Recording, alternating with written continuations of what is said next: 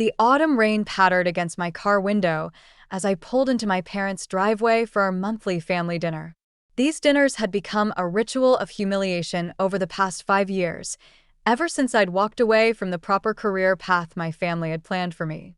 I checked my reflection in the rearview mirror, adjusting my simple pearl earrings, a gift from my grandmother before she passed. At 36, I looked nothing like the corporate success story my sister Jessica embodied. No designer suits, no elaborate hairstyle, just clean professionalism and quiet confidence. The porch light flickered on automatically as I approached the door, probably triggered by one of the many smart home features Jessica had insisted on installing for our parents, another display of her supposed success. "Oh, Emma's here." My mother's voice carried through the door before I could knock. The slight disappointment in her tone was familiar. I was always Emma, never my successful daughter or my accomplished child. Those titles were reserved for Jessica. The door opened to reveal my sister in all her glory: Chanel suit, perfectly styled hair, that practiced look of condescending concern she'd perfected since childhood. "Emma, you're actually on time for once," she smirked, air kissing my cheek. "And in the rain, too. Still haven't replaced that old Honda." I smiled, hanging my coat in the foyer. "It gets me where I need to go." "I'm sure it does," she said with false sweetness. "Unlike my new Mercedes, have you seen it? Company car, of course. One of the perks of being senior VP at Atlas Corporation." There it was. The first brag of the evening, right on schedule. The dining room was warm and bright, set with Mom's best china. Another tradition meant to highlight the contrast between Jessica's achievements and my supposed failures. Dad sat at the head of the table, already nursing his usual scotch while Mom fussed over the place settings. "Emma, dear," Mom called out. "We put you next to Aunt Sarah. I thought you two could discuss things." By things, she meant Aunt Sarah's recent divorce and subsequent career struggles, the failure corner, where they seated anyone who didn't meet their standards of success. "Actually," I said quietly, "I'll sit here." I pulled out a chair at the main part of the table, directly across from Jessica. My mother's eyebrows shot up, but she said nothing. "So," Jessica began as the first course was served, "I was just telling Mom and Dad about my promotion, Senior Vice President of Operations at Atlas Corporation, youngest in company history." "That's wonderful," I murmured, taking a sip of water. "Of course, it's not just the title," she continued, warming to her favorite subject, herself.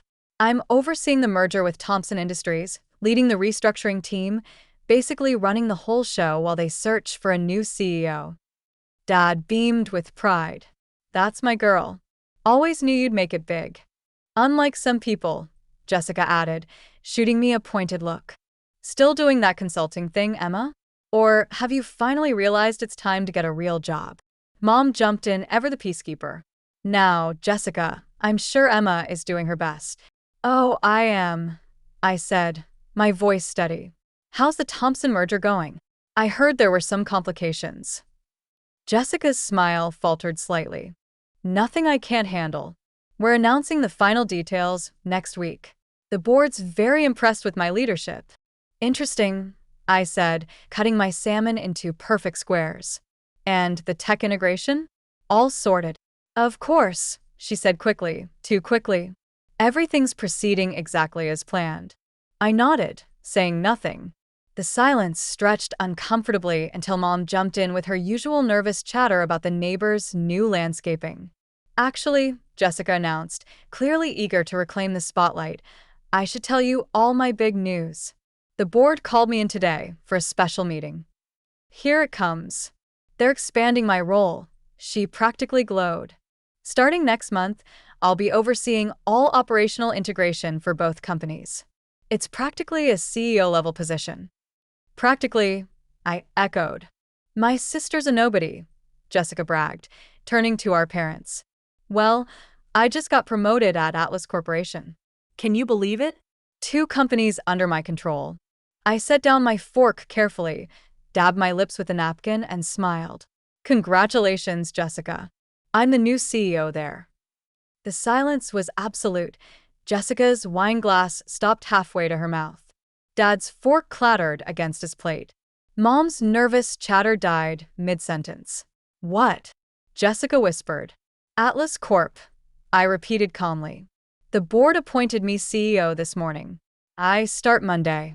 That's impossible, Jessica sputtered. I would have known. I'm senior VP. I'm in all the major meetings. The ones you're invited to, yes. I pulled out my phone and opened an email.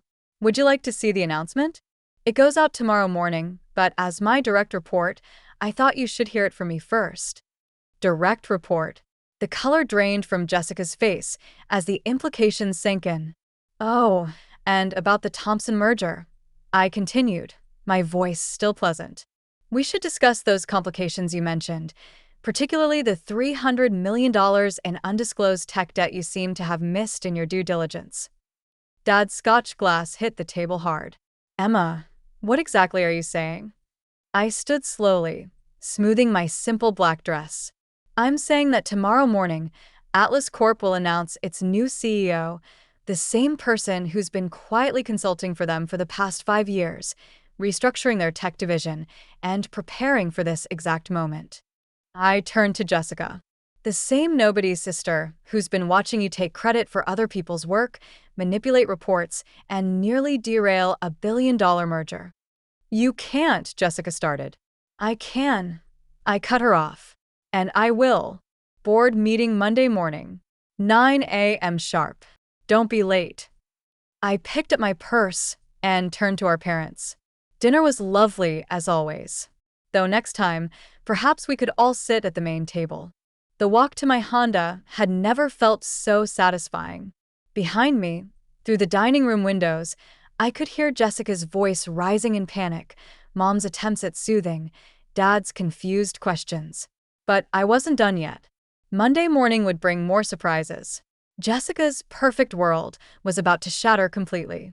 The Atlas Corp headquarters gleamed in the early morning sunlight, 60 floors of glass and steel reaching into the clear blue sky. I pulled my Honda into the CEO parking spot, right next to Jessica's Mercedes, and smiled at the security guard's double take. Morning, Frank, I said, showing my new badge. How's Sarah doing in college? He beamed. Great, Miss Thompson. That scholarship program you recommended, it changed her life. Inside, the lobby was buzzing with unusual energy. News of the CEO announcement had leaked, though not the specifics. Employees huddled in small groups, whispering theories and speculation. I caught fragments as I walked past. Heard it's someone internal. Jessica Thompson, for sure. She's been telling everyone. Maybe that consultant who fixed the tech division? The executive floor was eerily quiet when I stepped off the elevator. Jessica's assistant, Madison, sat at her desk looking shell-shocked. She'd probably already seen the announcement email scheduled for 8:30 a.m. Good morning, Madison, I said pleasantly. Is my sister in yet? Why, yes, Miss Thompson. She's in her office. I mean, her current office. I nodded. Please have her meet me in the CEO's office in 10 minutes. And Madison, you can call me Emma. The CEO's office suite was exactly as I remembered from my consulting days. All mahogany and leather, designed to intimidate rather than inspire. That would be changing soon. Right on cue, my phone buzzed. A text from Jessica. We need to talk. Now. I settled behind the massive desk, opened my laptop, and waited. 3, 2, 1. The door burst open. Jessica stormed in, her perfect composure cracking around the edges. Her Chanel suit was slightly wrinkled, probably from a sleepless night. What the hell is this? She slapped a printout of the announcement email on my desk. Some kind of joke? Good morning to you too, Jessica. Please sit down. I will not sit down. Do you have any idea what you've done? I've spent years building my position here, cultivating relationships, proving myself. Taking credit for other people's work, I interrupted calmly. Hiding problems in the Thompson merger.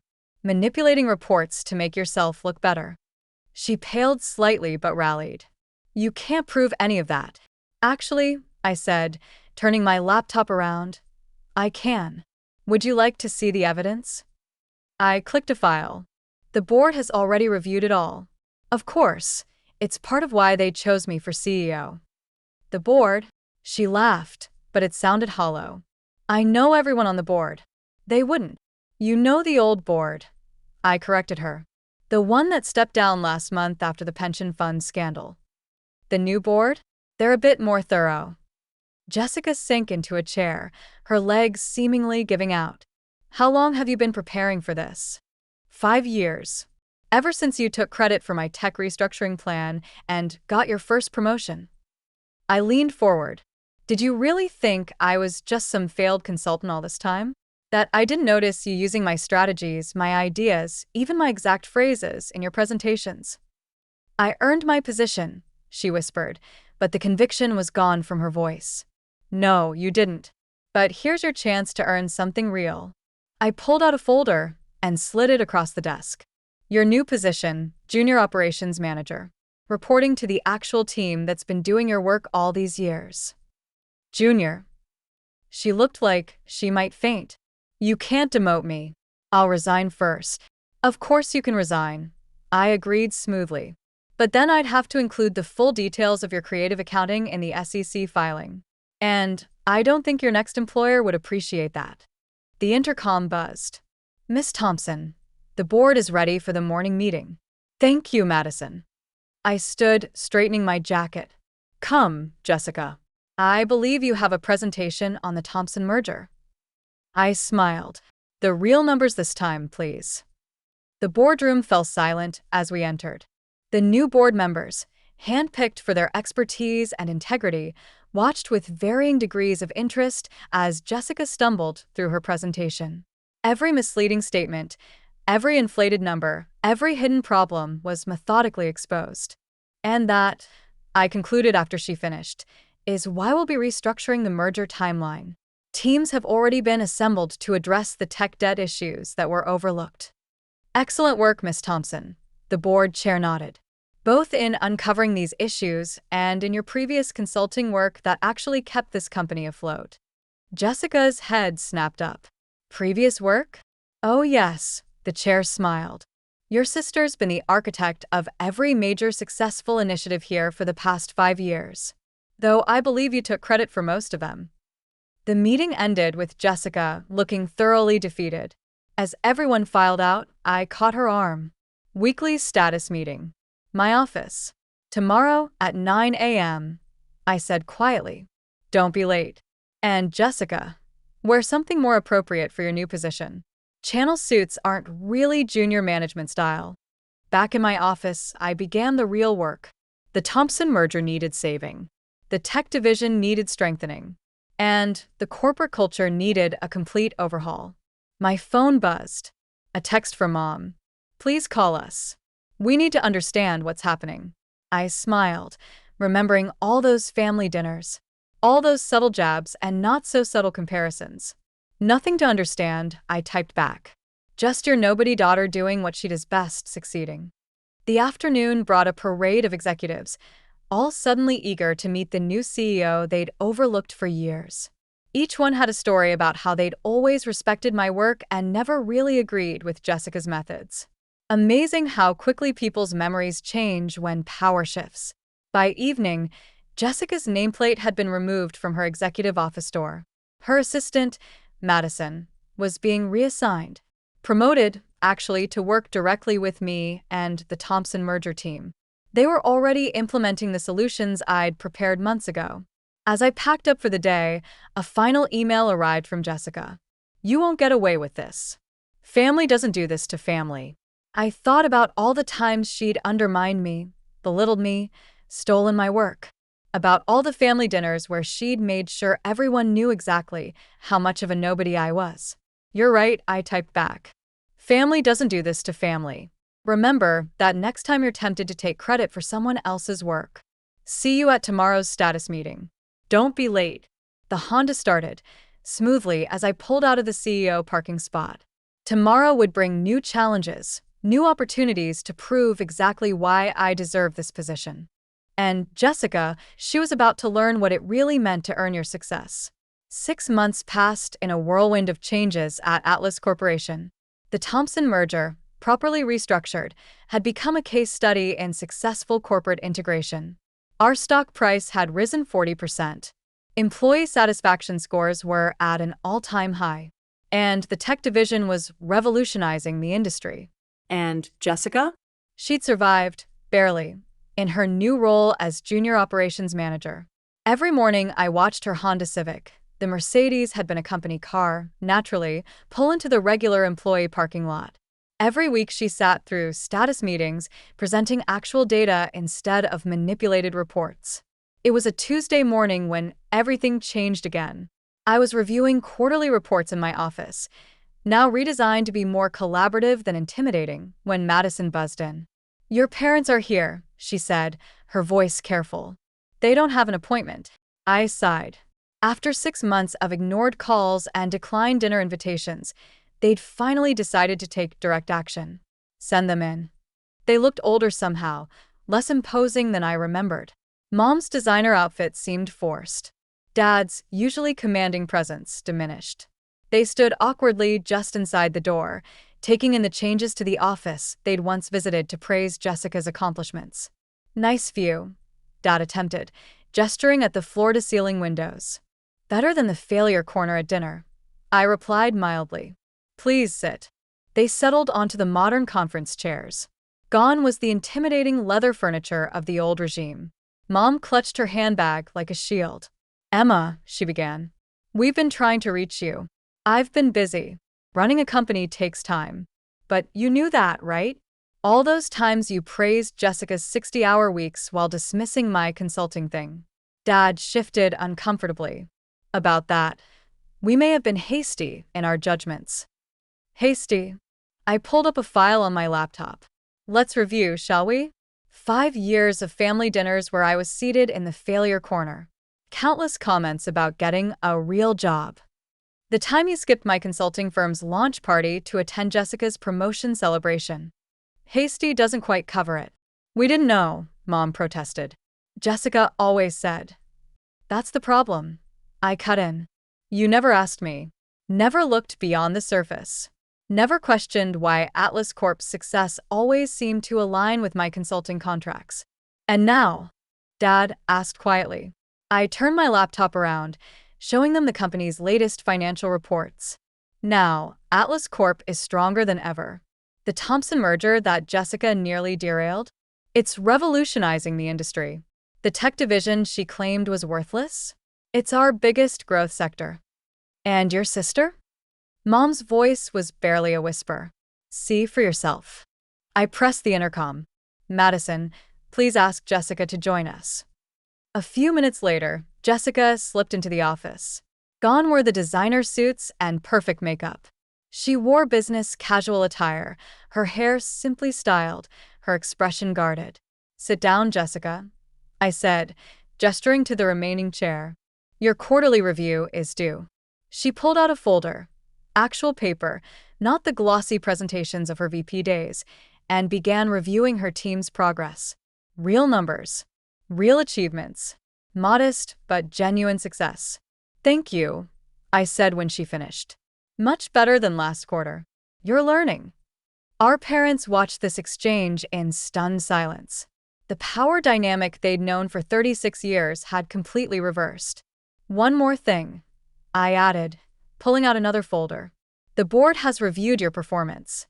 They're offering you a promotion, Senior Operations Manager, leading the new regional office." Jessica's head snapped up. "Really? You've earned it." I emphasized the word. "With actual work this time. The position starts next month in our Minneapolis office." "Minneapolis." Mom gasped. "But that's a fantastic opportunity," I finished. "Unless you prefer to stay in your current position, Jessica." She shook her head quickly. "No, I thank you. I accept." After she left, our parents sat in continued silence until Dad finally spoke. "We were wrong," he said simply. "Yes, you were." "Can we fix this?" Mom asked. I leaned back in my chair, touching the pearl earrings, Grandma's last gift. "That depends. Are you ready to actually see me? Not as Jessica's shadow. Not as the family disappointment. But as who I really am." They nodded, looking almost childlike in their uncertainty. "Then yes, we can try. Starting with dinner, at my house this time." No failure corner. No comparisons. No judgments. Just family learning to see each other clearly. That evening, after they left, I stood at my office window watching the city lights flicker to life. My phone buzzed with a text from Jessica. "Thank you for the promotion, for the chance, for everything. You earned it," I replied. "That's the difference." Another text, this time from Mom. "Your home is beautiful, just like you. We're so sorry we didn't see it sooner." I smiled, touching the pearls again. Success, I'd learned, wasn't about corner offices or designer suits. It was about staying true to yourself, doing the work, and sometimes letting others learn their own hard lessons. Madison buzzed in one last time. "Tomorrow's schedule is ready. Board meeting at 9 o'clock. Strategy review at 11 o'clock. And the Thompson team presentation at 2 o'clock. Thank you, Madison. Oh, and one more thing. Yes. Move the family photo from the failure corner to my desk. It's time to make some new memories." The city lights twinkled below, reflecting off the glass and steel of the building that had become my domain. Not through manipulation or false claims, but through hard work, patience, and the quiet confidence that truth eventually prevails.